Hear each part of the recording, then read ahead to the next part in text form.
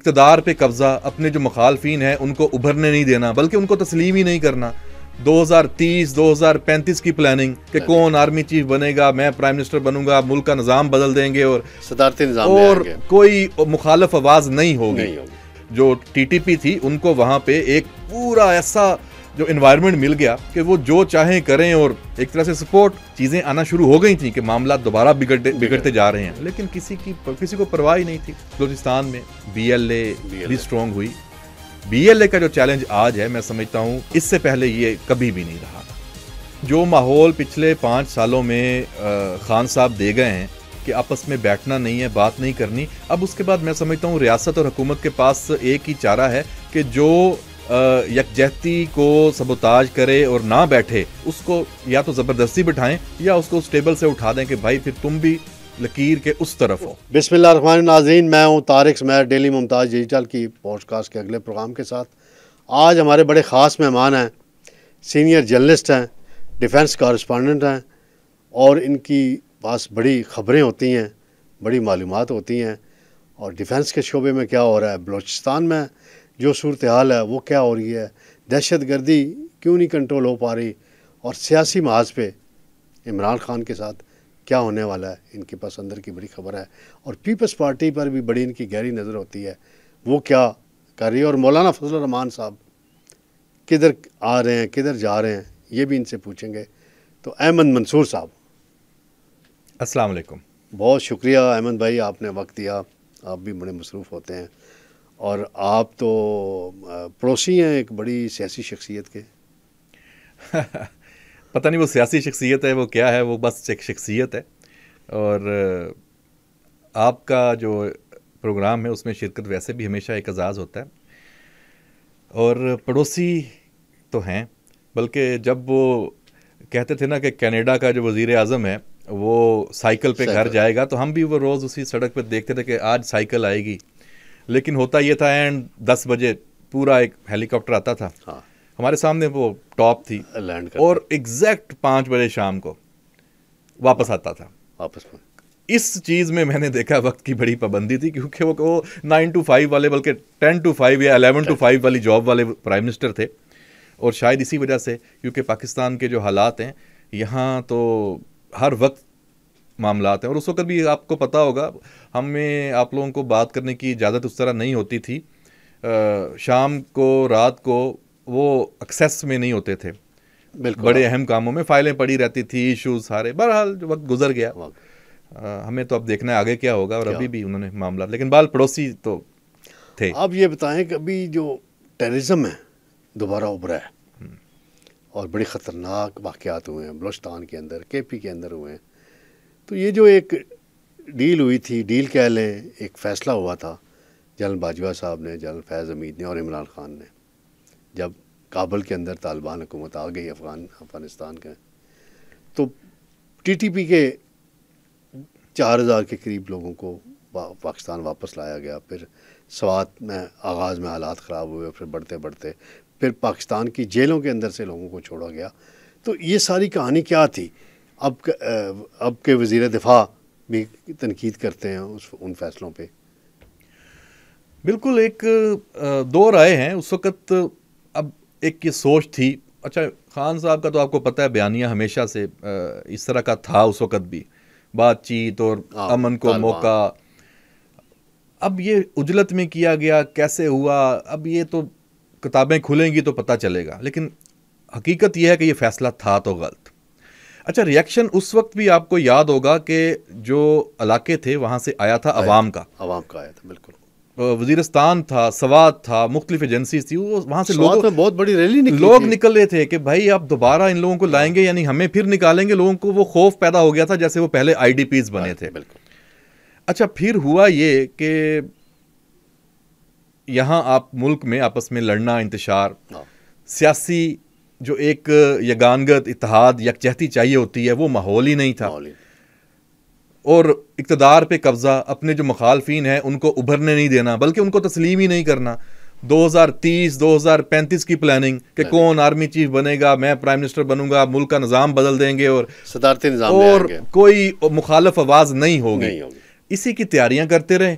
जो दहशतगर्द थे, जिनको आपने इस नहज पे ले आए थे कि वो वापस एग्रीमेंट करके अमन के साथ रहने के पे भी तैयार हो चुके थे। उन्होंने देखा भाई ये तो आपस में लड़ रहे हैं, दोबारा नेक्सस बने।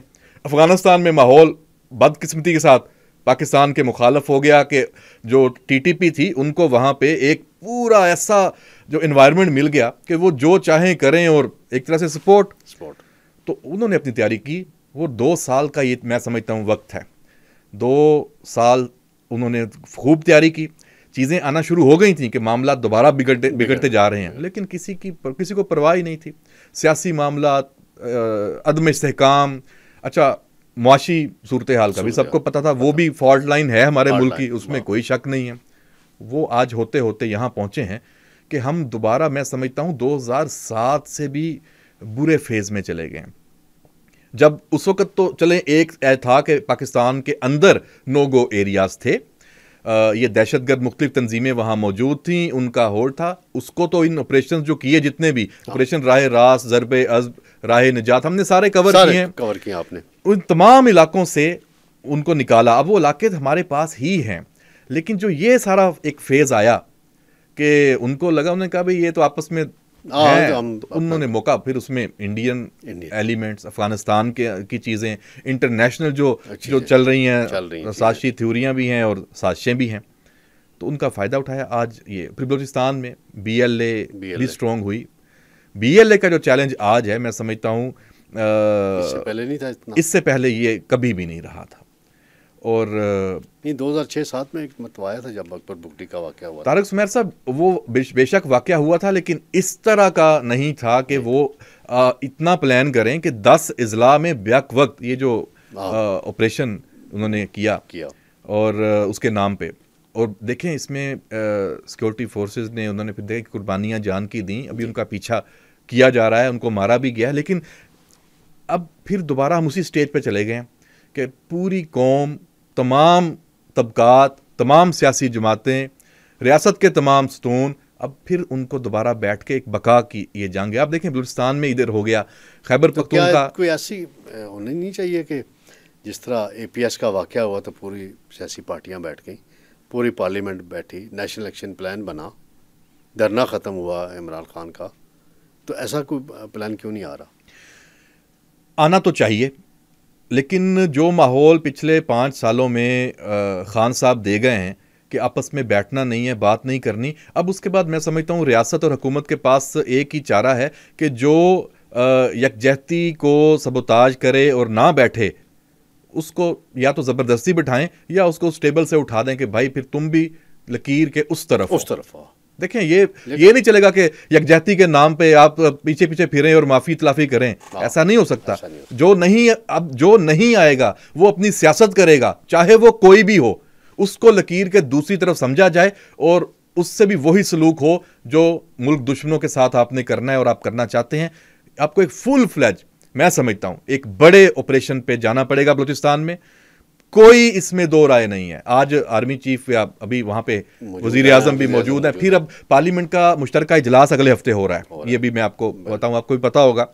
और वो इजलास किस पे है? वो इसी एजेंडे पे है। हो सकता है उसमें अस्करी और सियासी क़यादत इकट्ठे बैठे, इन कैमरा इजलास हो, और जो वही आपने बात की, इन कैमरा हो, ब्रीफिंग हो और कुछ फैसले हों, कुछ नहीं बड़े फैसले होने चाहिए, बड़े फैसले। जो पिछली प्रेस कॉन्फ्रेंस की भी अगर आप तारिक सुमैर साहब बात करें ISPR की, उन्होंने कहा कोई नए फैसले नहीं है, नया ऑपरेशन नहीं है, हम उसी तसलसल में हैं जो नेशनल एक्शन प्लान तय किया था, उसके जो नुकात थे जिन पे अमल नहीं हुआ उन पे अमल करना है। अमल करने के लिए दोबारा समझें, एक हिकमत अमली दोबारा बनानी है, कोई नए ऑपरेशन वाली बात नहीं है। जो जारी चीजें हैं अब उसमें आपको जरा हाथ मजबूत डालना है। ये जो वजीर दाखिला साहब हैं, ये कहते हैं जी एक SHO की मार रही है, ये क्या बयान? उनको फौरी तौर पे समझ कहना चाहिए था ये स्लिप ऑफ टंग है। मैं समझता हूं इसमें कोई शर्म की बात नहीं है। बड़े आदमी, उनकी निशानी है। अगर उन्होंने अभी तक नहीं कहा तो अब भी कह दें, इस बयान से पीछे हटें। देखिए हमारी फोर्सेस, जवान शहीद लोग, इतना बड़ा वो SHO, मैं उनकी कोई बुराई नहीं कि SHO कमतर है, लेकिन ये लेवल हम पूरी दुनिया देख रही है, चैलेंज कितना बड़ा है, कितना बड़ा चैलेंज है, ठीक है। और ये तो आप मतलब मैं नहीं समझता कि इसकी कोई जरूरत थी। वो बस थोड़ा सा एक होता है ना सवाल का जवाब का माहौल उसमें आ गए हैं, लेकिन ये नेगेटिव है, ये नहीं होना, ऐसे ऐसी चीज़ों में परहेज करना चाहिए, उनको ये वापस ले लेना चाहिए। आपने एक बड़ा तारीखी सवाल किया था 2017 के DGA-SPR जनरल आसिफ गफूर थे शायद।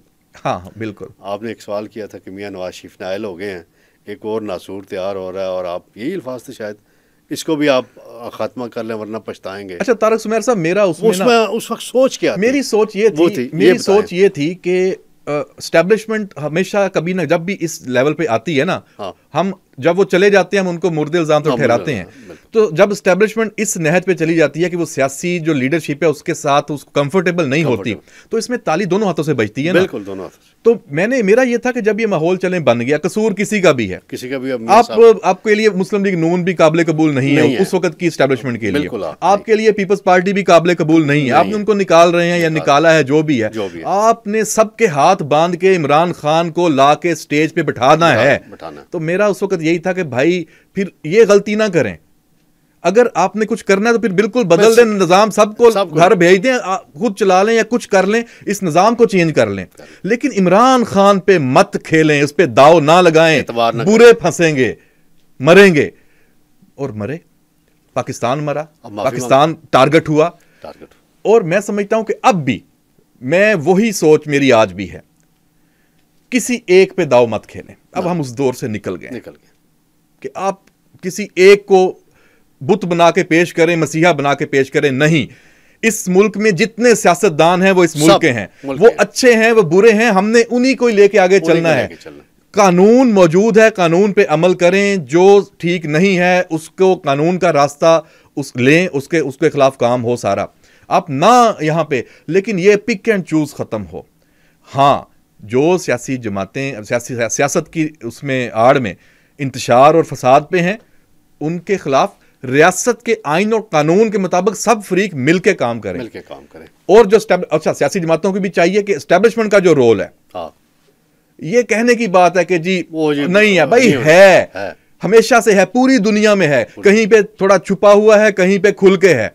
उस रोल को क्या हुआ था 2020 के इलेक्शन आपने देखिए, करना तो उनके साथ मिलके ही है ना, फैसला भी आपने किया, इंप्लीमेंट किसने करना है, जुडिशरी के काम जुडिशरी ने करना है, उनका भी रोल है वहां भी चीजें। तो ये सबको जो मिलके है ना, एक तमाम फ्रीकैन को, तमाम जो रियासत के सतून है, एक्चुअल सूरत हाल ये है, जो नहीं बैठना चाहता उसको मैं कहता हूं कान से पकड़ के बिठाएं, चाहे वो अदलिया है, चाहे वो मीडिया है, चाहे वो सियासतदान है, बिठाना पड़ेगा।